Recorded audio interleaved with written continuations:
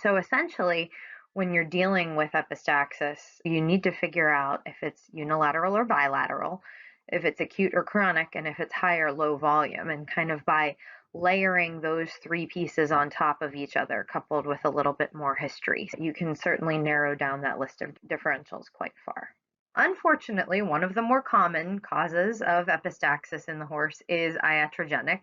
Typically, when the vet is passing an NG tube or an endoscope, if that tube is too large and the horse suddenly moves.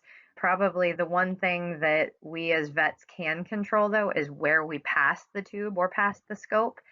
It's very easy when the horse is moving around for that tube to slip into this middle nasal meatus.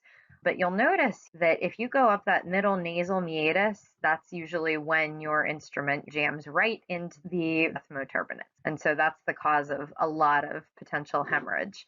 So typically you want to make sure you're sticking in this ventral nasal meatus and putting a lot of that ventral direction and pressure on the tube or the scope when you do pass it certainly helps you avoid smashing into those ethmoturbinates.